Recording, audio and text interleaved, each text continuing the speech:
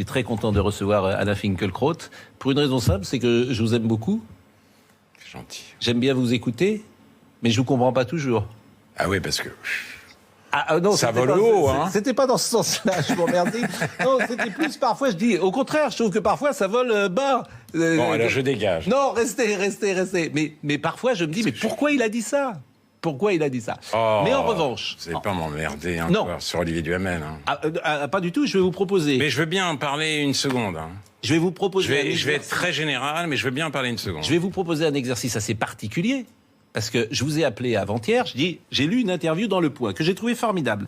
Elle est signée Saïd Maran et Laetitia Strauch-Bonnard. Oui. Et je vous ai dit, c'est un exercice très particulier, je ne vais pas vous poser de questions, je vais simplement vous demander de commenter ce que vous avez dit, d'éclairer ce que vous avez dit, de partir de l'interview. C'est ça le deal qu'on a fait. Mais ensemble. vous me donnez...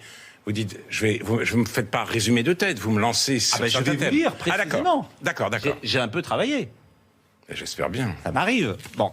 Et vous ne comprenez pas toujours parce que vous pensez que c'est ça que je déconne, que... Non, alors je me dis pourquoi il se... Vous avez rio folle et vous pensez que je déconne. Non, ça, franchement... Je dis pourquoi il se met... Bon, alors, voilà. On va aller voir. Je vous lis la phrase. Dans le cas d'Olivier Duhamel, c'est ce que vous dites, puisque je rappelle que... Tout le monde le sait, vous étiez sur LCI avec David Pujadas, et puis vous avez fait une intervention qui a été mal comprise ou qui a été mal dite, hein, peut-être, et la chaîne vous a écarté. Vous dites, dans le cas d'Olivier Duhamel, je n'ai pas raisonné en avocat, mais en juge.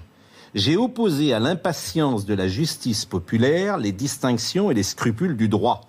Je n'ai pas voulu nier le crime, j'ai cherché à le spécifier. Et vous avez ajouté, TF1 n'écoutant que son courage a immédiatement choisi de leur donner satisfaction. Alors avant de vous donner la parole, là je me dis, c'est ce que je disais en début, je dis mais pourquoi il dit ça?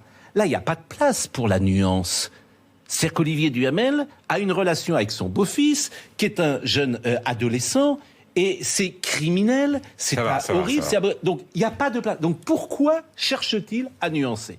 Vous allez voir.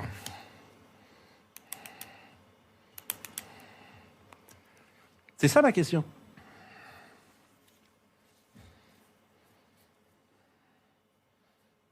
Monsieur Finkielkraut? Je vais répondre. Tout de suite, là? Ça a commencé?